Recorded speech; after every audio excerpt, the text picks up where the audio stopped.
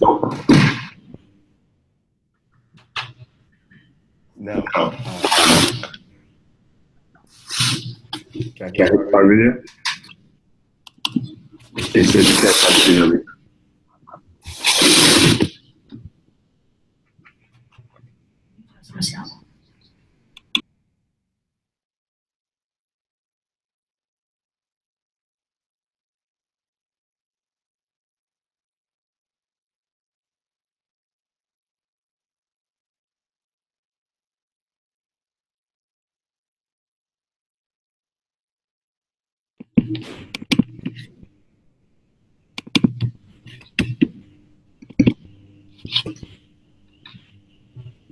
All right. Good evening. My name is Darius White. I'll be teaching The course titled for College. Here's our plan. I'll tell you who I am.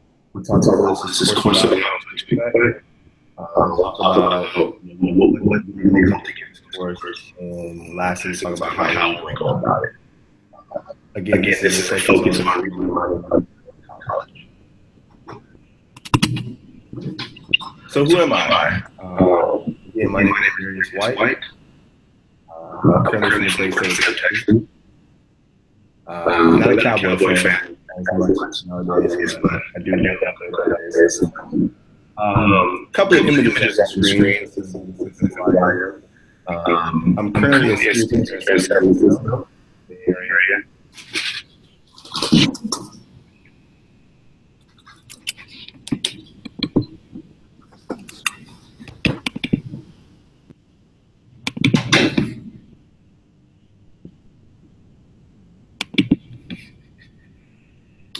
Right.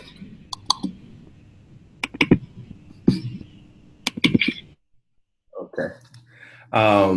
Again, my name is Darius White. Yeah, I'm a school teacher currently in San Francisco in the Bay Area. This is maybe year 10 or 11 working with young people. I started when I was really young. A couple of images on the screen just so you get a sense of who I am. In the upper left-hand corner, it's me with my old basketball team a couple of years ago. I taught in Berkeley, California, and these group of girls had never played basketball in their lives. They were in the 6th and 7th and 8th grade. The first 2 seasons, we didn't score a basket until maybe, I don't know, the 9th or 10th games. We literally were losing by like 40 or 50 every night. It was great. It was great. So I'm a very big basketball fan, so you'll notice a lot of my analogies and photos are about sports and basketball. Yeah, I went to Stanford University for 5 years. I got my bachelor's and my master's. I really loved it, really enjoyed it. You know, me being from Texas, it was really great just to be out in California and enjoy the sunshine and the great weather, and just the people are really nice here. A couple of more images are on this screen. Again, I'm a sports fanatic. You see Richard Sherman in the bottom left-hand corner. He was my dorm mate for a little bit at Stanford. He lived across the hall. Really, really, really smart guy. Really hardworking. He's a hilarious guy in person. No, I don't know him personally. We're not great friends, but we did share, you know, the elevator a couple of times together. We walked down the hallway together, and he always had his cleats. Keeping it moving. And again, Richard Sherman now plays for the Seattle Seahawks. He was a really great corner wide receiver at Stanford University during my time. We keep it moving. You see myself with the fanny pack, the American fanny pack. Before I was a high school teacher, I was a middle school English teacher. And so, as you can see with my basketball team, they were my middle school kids. Yeah, I really enjoyed middle school and high school teaching, especially with the middle school students. They're really high energy. We can laugh and joke. We can do some acting in class. It was great. One of my students gave me that fanny pack a couple of years ago, and it's my way of keeping up with my markers and pencils because I'm prone to lose things at any given time in class. We keep moving. Down to the right, we have this young man, Robin Lopez, 7-footer, plays in the NBA. I had the honor of beating him one-on-one at Stanford for season tickets my freshman year, which was, I don't know how many years ago. Who knows if he was taking me serious or not. But the whole entire basketball team was out watching me beat this kid 1-on-1. We were going to five. I beat him 5-3. He dunked on me twice, but hey, I'm 5'11". He's 7 foot. What could I do? I was a kind of a I wasn't a shooter. I'm a kid who would try to go in and dunk at any time. And then above Robin Lopez is Andrew Luck. I didn't know who he was. I had class with him for a semester, and I thought he was just an average kid. Maybe he did some sports, maybe he wrestled. And then I looked up one day, and he was on ESPN, being drafted. And I thought to myself, "Wow, I just had class with this guy. Really, really, really, really smart guy. Uber talented in anything and everything he does. You can tell by how he plays the game of football." Yeah, so that's a little bit about myself. Again, I'm from Texas. I got my degrees from Stanford, my bachelor's and my master's, and my English teaching credential, all in 5 years. It was a great time. And during that time, I got to meet some really great people and get exposed to some really great ideas. So that's a little bit about myself.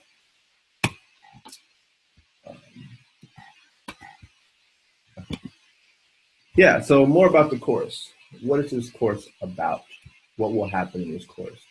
As I said before, I'm really into basketball, and so I have a lot of basketball analogies and connections. This course is about building those fundamentals. Um, you think about someone like Steph Curry, who plays for the Warriors. He's not my favorite player, by far not my favorite player, but he's a very fundamentally sound player. He knows the basics, how to make a layup, how to dribble. He never tries to do too much. Occasionally he does, but we like to focus on just the little things he does. And so when it comes to reading and writing, focus on the small things. The small things will lead to the bigger ideas and the better writing and the better reading, understandings and comprehension skills. So, with that said, I really want to focus on thinking about the little things you do now and being able to identify and to build your tool belt. I put a picture of a tool belt because I think, especially in your English classes, there's so many ways to read a book. There's so many ways to write. And so my job is to be your personal trainer and to help you think about those fine muscles, those fine motor skills, and thinking about how do I construct my paragraph? How do I read this long novel? How do I read this textbook? Um, so I think that's very important that you be aware of how you do your reading. I'm not going to tell you how to read. I just want to give you some ideas on ways and approaches and strategies that you can use. Um, I like to call them, when it comes to thinking, I like to call them moves. Right? Again, I think about basketball. Do you want to use the crossover? Do you want to pump fake? Do you want to go behind the back, step back, jet? So when it comes to English, I think, do you want to read the summaries before you start reading? Do you want to read the questions before you start reading? When you start writing and thinking about what you want to write about for your critical literary essays, do you want to talk about the character development? Do you want to talk about the plot? Do you want to talk about the themes? There's so many ways to enter a text. There's so many ways to interpret a text. Um, so this class is really focused on those moves. What are those small moves you already make that you learned in the elementary school, middle school, and high school, and how do we further develop that and hone those skills? Um, Again, you'll see a lot of basketball and sports references with me because it just helps me understand visually what we're doing. And again, you'll see a tool belt because there's so many tools to use when thinking about English and reading a text. I think it's important to really think about which ones do you have at your disposal and which ones can you use at any given time and knowing when to use it and how to use those reading strategies in order to improve your writing and your reading, right? Because let's face it, if you didn't read the reading or do the reading, it's hard to write that essay, right? You can only check Spark Notes so many times. Some examples of those critical thinking moves, the basics, right? You go with just the basics. You see a picture of Dwayne Wade missing that layup, right? We take for granted these little things we do when we open the book. Some examples of those critical thinking moves, the 5 W's, right? You've heard of them. You learned it when you're in the first, second grade. The who, what, when, where, why, and how. Don't take that for granted. That's really important as it's a fundamental way of getting into a reading and understanding what's going on with the character, with the plot, with the themes in the book. Um, Also, when you think about your history class and your science class, and you have those really, really thick uh, textbooks, it's important to think, what information can I get, up front without having to read every single word. Right? So in this class, you will be exposed to different types of reading genres. right? It won't be just a novel. Sometimes it'll be a newspaper article. Sometimes it'll be a book or a short story, right? There's different types of text, which means that may require different types of strategies when it comes to reading. Some other strategies that you may hear are just making connections, right? When I think about the first books I read in high school, I always ask myself, how did this connect to my life? Did this connect to me as a person? If not, I had a hard time really getting into it. Or I would ask myself, okay, how does this connect to the world I'm in and the real world that I see and that I'm experiencing every single day? And how does it not relate to my real world or what I see every day? Because that's important, that's valuable. Don't take that for granted. A lot of people think, well, that's so elementary for us to make those connections to ourselves. But one of the very first things we have is one of our reading tools is ourselves, right? We all bring a certain narrative, experience, and perspective to whatever text we're reading, whether it be bio, whether it be chemistry, whether it be World War II literature, whether it be Animal Farm or Catcher in the Rye, all these different books, right? They elicit certain emotions and experiences and memories in our head, and that's important to call to the forefront of your mind as a reader and as a writer and a thinker. Um, and also, one of the things I really enjoyed about Stanford was the fact that I got to buy my books and own my books and write my books and draw my books and highlight and just mark it all up. So whenever you see the books I'm reading, they look like a subway station just marked up because I just love reading and writing in my book, drawing pictures. Sometimes I'll, draw emojis. It just helps me better understand. And so I hope during this class you get to walk it with your own annotation system. Right? Some of us like to underline, some of us like to write, some of us like to draw, some of us like to, make arrows in the margin. Again, my job is not to tell you how to do it or what to do. I just want to give you different strategies, and so you will complete and equip your own tool belt at the end of the day. Some of the readings that we'll be exposed to, I hope to. Right? I'm really interested to see what you guys are into, and so I'm always here for feedback and for suggestions. Some of the literature you'll see on the screen is Fahrenheit 451, a really, really great book about what would happen if we took away books from our society. What would happen if you couldn't read? Right, all the books were burned. It's a really cool sci-fi book. Really quick read, really thought-provoking in terms of futuristic writing. Other books you'll see, I put up some pictures of the biology book and textbook because, again, I want to make sure that this class is not only helpful for your English classes, but helpful for any type of reading that you'll encounter in school, whether it be high school, middle school, college. Right? Because these strategies, these tool belts will work all the time. You just need to know where to find them, when to use them, and how to use them. So you will see some literature from historical literature. You'll see some reading excerpts from different textbooks, some news articles. I'll put up a picture of Kanye because Kanye is one of my favorite artists.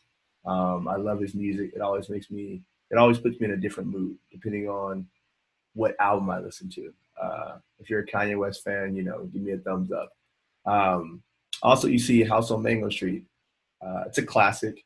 It's a little bit of an older book, but I love the fact that it's filled with these really short vignettes that give you a lot of great material to think about this young girl growing up, this young Latina girl growing up in a kind of a inner city setting. Also, you see the book Wonder. I really enjoyed that book. I think it's the point of literature, I believe, is just to kind of help expose you and to expand your thinking. Right. That's why I like picking up novels. That's why I like picking up comic books. That's why I like graphic novels. On occasion, I love reading a newspaper just to know what's going on in the world. So with that said, different readings have different structures and different features. So you use different ways of thinking when you pick up different types of books, right? When I'm reading for a history class, I know I need to get the facts, right? When I'm reading for English, I'm trying to understand this character's experience, right? Or I'm trying to understand my own experience as I read about this character in this book. When I'm in science, I need the facts. I need to know the language, right? I got to know those vocab terms when I'm on a test. So, and hopefully this class will help you understand how do I get that information as efficiently as possible? Because sometimes, especially in high school and college, you've got so much reading to do. You don't have time to read every single word. And so hopefully with this course, you get to learn how to be efficient. You can be thorough and efficient without reading every single word. And my goal is to help you see how to do that. So why this course? Um, Again, I think fundamentals are pivotal when I think of my success in college, right? Um, I worked really hard in college, and I think one of the reasons that kept me motivated was I felt like I had enough knowledge and a big enough tool belt, right? Because I had a lot of peers who were not the most high performing, and they didn't know how to do school. They didn't know how to approach reading. They didn't know, where to get information. They didn't even know how to navigate a library. And I was just really grateful that I had middle school and high school teachers who, made me really think about how do you do something, right? I think a lot of times our teachers tell us what to think all the time that we don't think for ourselves. And so, again, I want to just focus on how are we thinking? How are we doing this together, right? As opposed to what to think and when to think it. I think that's on you, right? Because when you're out on that court, when you're out on that field, when you're in that classroom, there's no one in your ear saying, do this, do this. You have to think about that, right? And so why this course? I hope after this course, you learn how to set a purpose for reading, right? When I say set a purpose, I think a lot of times when I read back in middle school and high school, there were plenty of times where I just read the book and I just went over the words and wondered, okay, so what? Now what? I read it. Who cares, right? Like, all right, I'm supposed to write this paper. How am I going to write this paper? I don't even know where to begin. I just read over the words. I just glossed over the words. I just scanned. So I think it's important to set a purpose, right? Why are we reading and what am I looking for when I'm reading, right? I also find that it helps speed up my reading because I know, okay, I'm looking for this. I'm looking for these vocab terms. I'm looking for this answer for this question. Also, as I said earlier, since we'll be exposed to different types of writing styles and literature, we need to know kind of how do you build a nonfiction text? How is a fiction text built, right? There's certain patterns that the authors use. For example, when you're looking at your textbook, there's usually summaries, there's subtitles and titles. There may be chapter overviews. There may be end of the chapter questions. Whereas when you're looking at your novel, your everyday novel, you have your table of contents. Some chapters don't have titles. Sometimes there's not reading questions, but there's supposed to be some sort of flow with the literature, right? Whereas with science, every chapter stands on its own. Get this information, next chapter. Get this information, next chapter. Here's this chunk of information. Excuse me. Also, like I said earlier, I hope that we find that you walk away knowing that, okay, if this is my book that I own, I can write it at any time, right? You can dog ear it. You can, whatever you need to do to feel engaged with the reading. There's been plenty of times where I look at my books in high school, which I keep all of my books from high school, from Romeo and Juliet to Macbeth, all the way to Clifford, the Big Red Dog, right? And I wasn't much of a reader back in the day. I didn't start really reading and being really excited about reading until my college years. So there were plenty of times where, while yes, I had a lot of teachers who spent a lot of time with me on my reading skills, I just kind of took a backseat to reading and said, I'll just glance over it.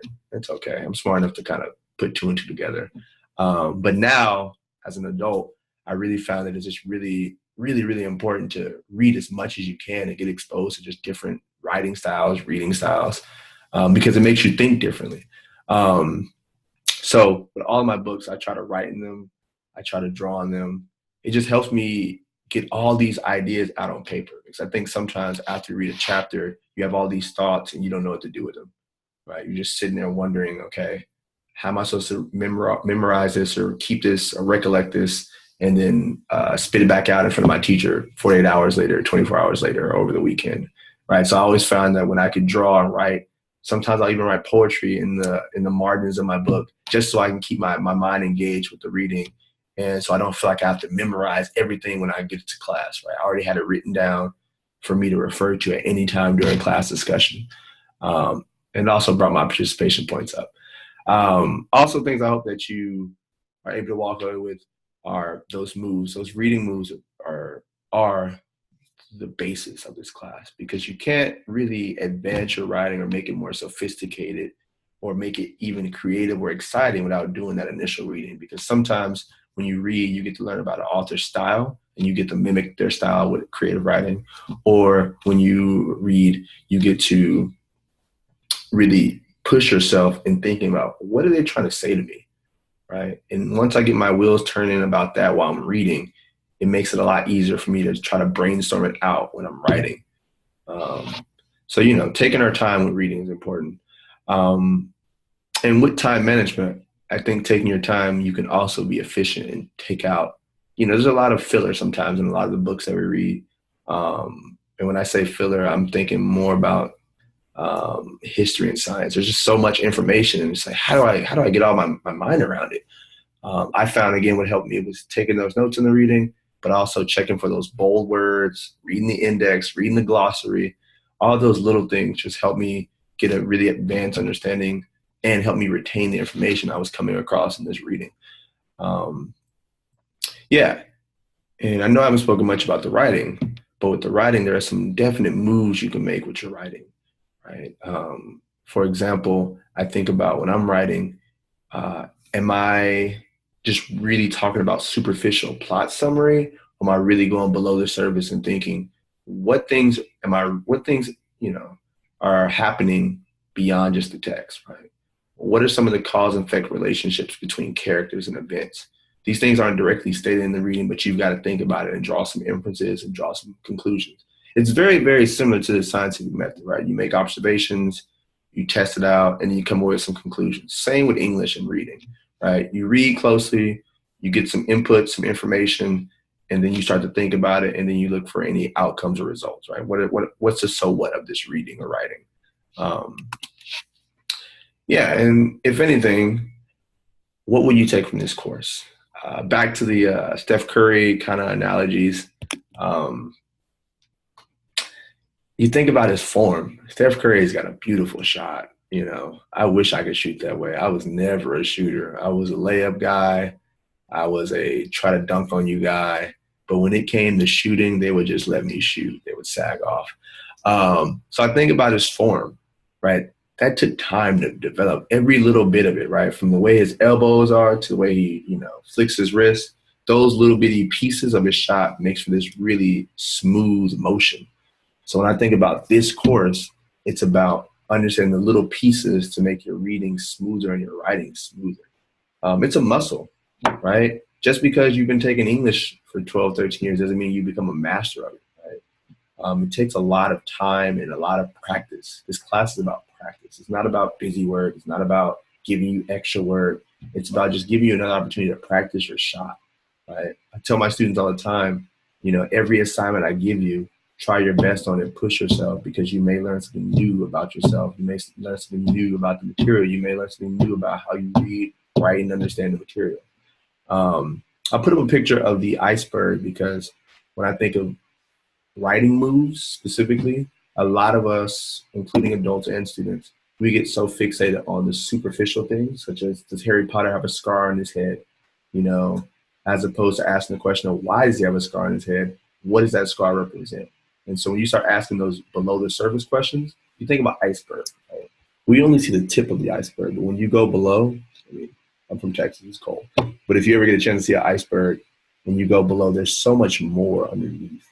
And so when I think about writing moves, I think, okay, I want to go beyond just the facts. I want to go beyond the observation. I really want to spin my wheels and think, okay, what things are being said, but they're not in the reading, reading between the lines.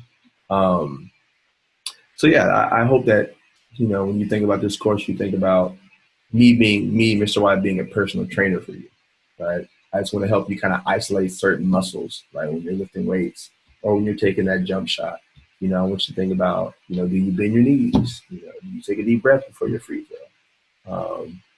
And forgive me if you're not a basketball fanatic. I also love soccer. I played soccer. I was a goalie. I couldn't dribble to save my life, but I had enough hops to, block a shot or to jump, touch the rim, dunk a basketball.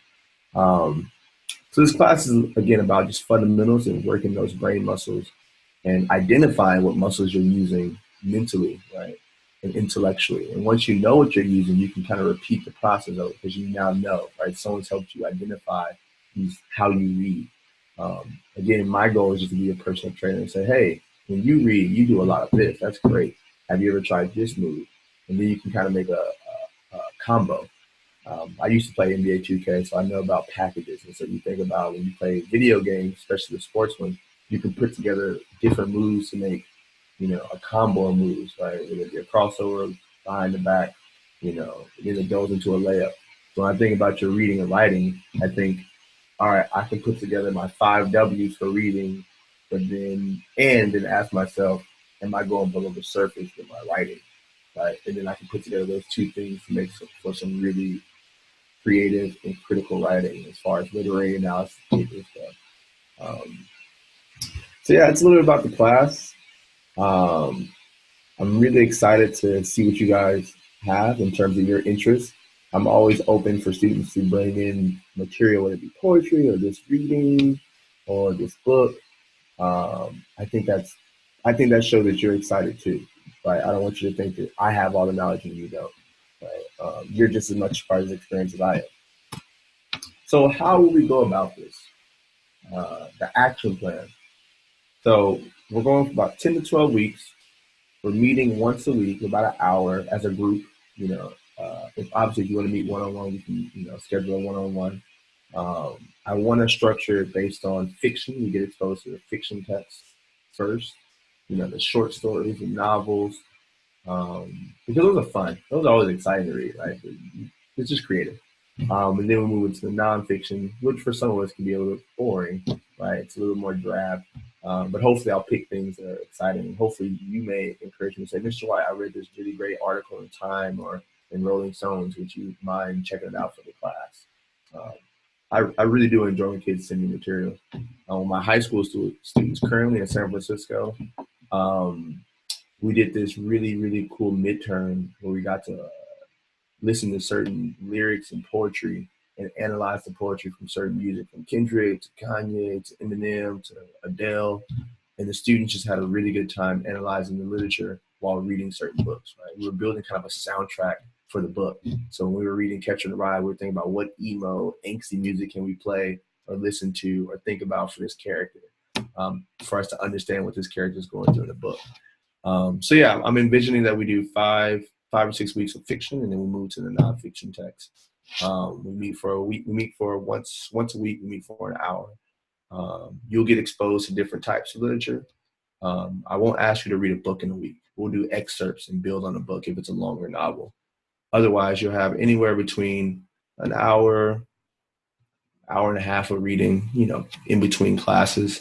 Um, and then class will be built around kind of discussion and also us, modeling and thinking about how do we critically approach this reading.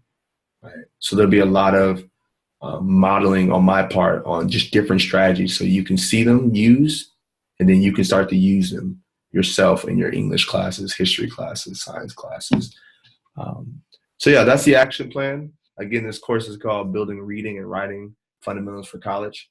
Because when I think about college is about having those basic skills down packed, right? You've made those strategies into habits, right? It's one thing to do them once or twice, another thing to do them as if they're second nature, right? At this point, if you put a basketball in my hand, I don't have to count and think about my layup steps, right? At this point, if you throw a basketball in my hand, I don't have to look down and dribble. I can do it without looking at the ball. So when you think about your reading and writing for college, you want to use your middle and high school years to really build and expand your tool belt and also just make them habits, make it habitual that you refer to certain moves or certain skills, right? Because we're trying to turn those practices into habits, right? And this is why we do shit around. This is why we stretch. This is why we work out, right? We're doing all these things. So once we hit the big stage, once we hit the court, we don't have to think about it. We just do it effortlessly.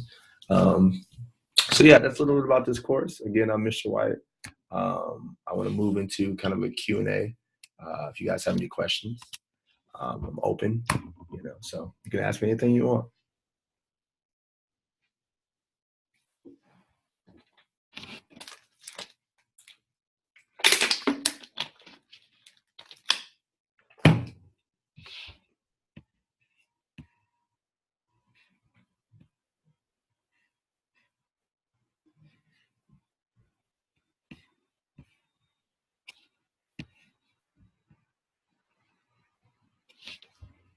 So while we're waiting on the questions, I'll tell you a little about myself.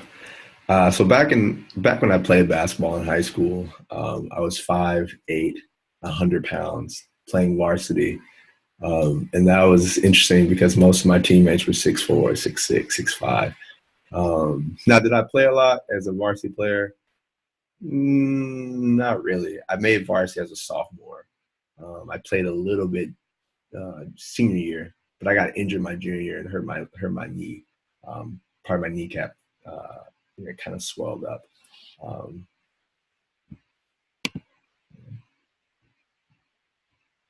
what is a good first nonfiction book to read for a ninth grader?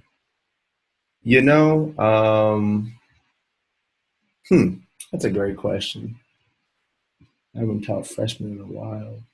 Uh, I think to build up to that, I think just getting them interested in the newspaper. I can't really recommend a book off the top of my head, but I think at least for me, it was daunting to see a full book in my face. So if I could just read the newspaper or the some magazines just to kind of build my kind of stamina for a longer book. So I would totally recommend newspapers, journals, articles, especially if it's something a student's into. If they're into sports and get them a sports article to build up to a longer nonfiction book. Um, because a lot of students prefer fiction books because of the creative aspect of it, and their mind, their imagination kind of flow.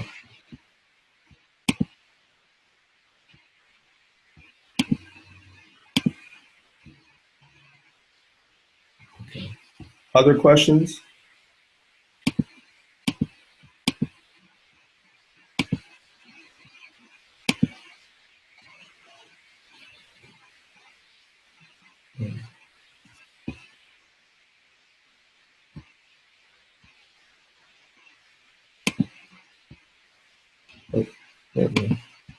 I'm a sophomore taking the SAT next year. What should I read to build up my reading level? In addition to getting your SAT practice book, I think one of the best things you can do is when you're in your English classes, really putting yourself in a game-like situation, right? And thinking about, okay, if this was the SAT, how do I approach that? Right? Am I reading closely? Am I taking notes? So when I think about the SAT is really it's a test about not necessarily what you know, but how do you arrive to the answers, right? It's about how do you get there. And so I think the more you can really identify what you're doing as a reader now will prepare you for the SAT next year. Because a lot of times, people get on the SAT and they haven't really given thought about how they approach questions. They just kind of end up doing it then and there. Whereas if you kind of know kind of how you read and how you respond to certain questions, that puts you in the best position, so to speak. We have another question. Thank you. Thank you for that question. Is it okay for students to read the whole book in a day? How much is too much reading? I would never tell you there's too much reading. You can read your life away. Read as much as you want. If you have time that fits in your schedule, you read as much as you want. Right? Hopefully, you're reading something that's interesting to you. Right? I've been lost in tons of books. Right? I remember sitting down and reading one of my favorite books in middle school was this book called Maniac McGee. I read that. It was maybe 150 pages. I read that in 2 hours. Right? Because it was just a really interesting book. So there's never too much reading. If it's especially leisurely reading, something you like, yeah, read as much as you can. The more reading you do, the more exposure to vocabulary gets bigger. You see different writing styles. Um, one of the biggest indicators of someone's success in high school is just the way they read and sometimes the amount they read. Right? A lot of students don't read a lot and they only read the assigned reading, so they don't give themselves enough opportunity to kind of evolve as a reader. Does your class run year round? Um, as of right now, it's just 10 to 12 weeks, I hope. And if it extends, that'd be great. I can extend it. But right now, I want to keep it somewhat contained.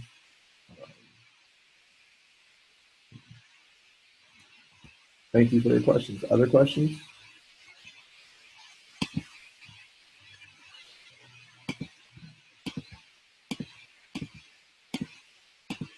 Yeah. Other questions?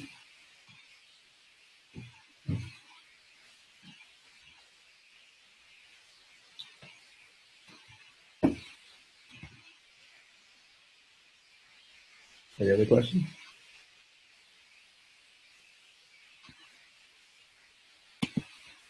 No.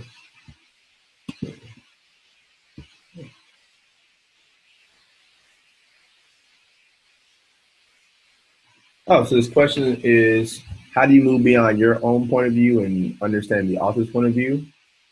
Great question. One of the kind of critical reading moves is to think, right, when we're thinking about any type of literature, you think about who's the speaker, what's their audience, what's their intent, what's their message, who are they talking to, right? So one of the ways that you can kind of move away from your own perspective is to think, okay, who are they talking to? What do I know about this author? Um, Also, what are they saying? Right? Like, yes, I think it's important to use your own point of view as the starting point, but as you start to expand and think, okay, what is someone else? How else can someone else interpret this reading? What's their counter argument to what I'm thinking? Right? I think that's important. Once you know where you stand, I think it's easier to identify what other people say. Even if you don't know these people, what could someone say? What's a potential counter argument? What's a second perspective? I think first, as you read, it's okay to have certain responses like, oh, that made me think about this. But then you go back to the reading and say, okay, um, what could someone else take from this reading? And I think that'll move you further away from your point of view and closer to an author's opinion on something. It also depends on the type of reading. But yeah, I would say think about the message, messenger, the audience, right? Because those three things will give you kind of a guide to what the opinion is of that author. I think about books like Animal Farm. Animal Farm was really political. When you think about who wrote it, George Orwell wrote it.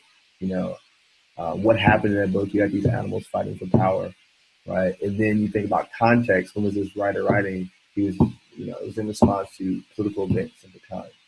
So I think that's one of the best, one way to approach moving away from your own point of view. Hopefully that answers your question. Other questions?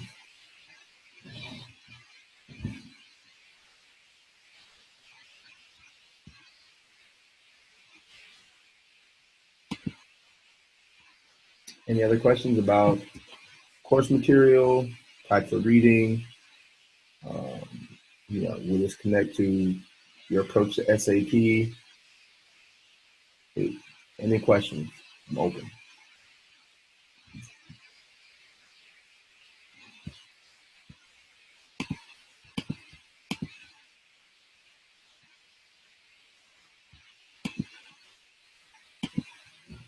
Any questions? I know you guys are all different ages and in different grades. So that's why I think it'll be awesome to see you guys kind of recommend some literature based on your own interests.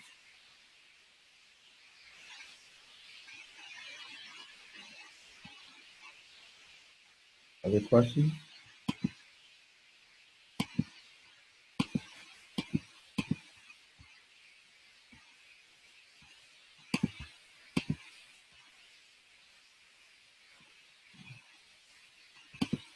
Any other questions?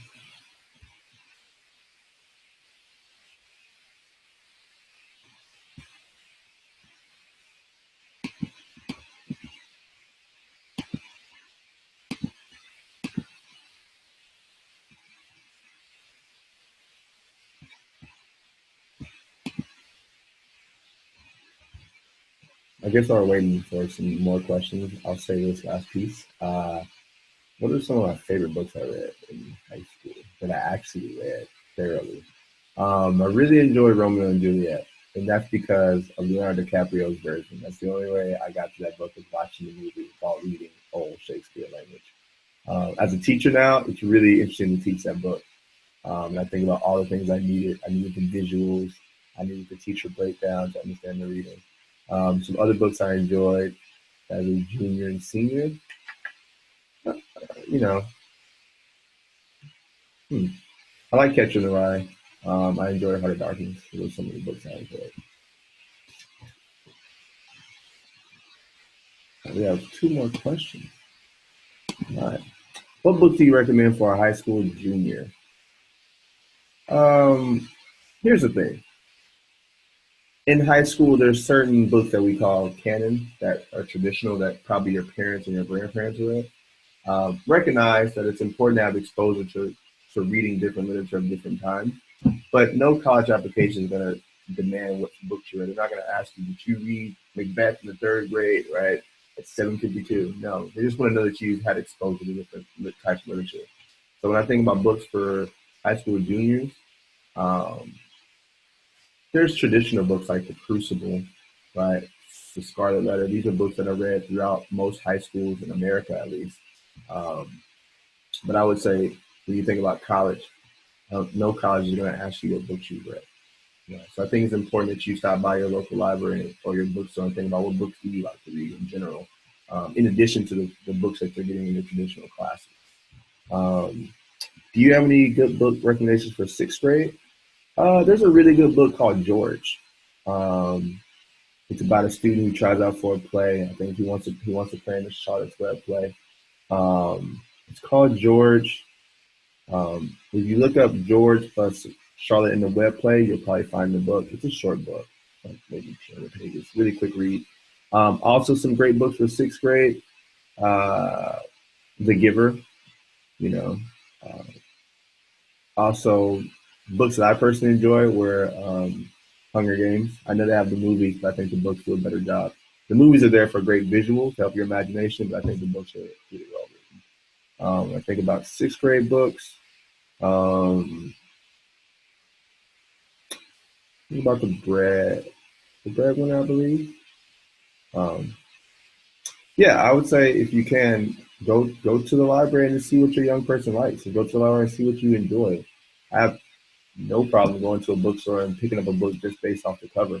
I'll read the cover, look at the back cover, read the first couple pages, and if I like it, I'll check it out. Because students read at different levels, right? Some of the sixth graders I've come across read at the eighth grade level. Some of the 10th graders I've come across read at eighth and ninth grade level. So I think it's important that you find books that are interesting to you, and then you slowly scale up in terms of difficulty and rigor. Thank you for those questions. Are there any more questions?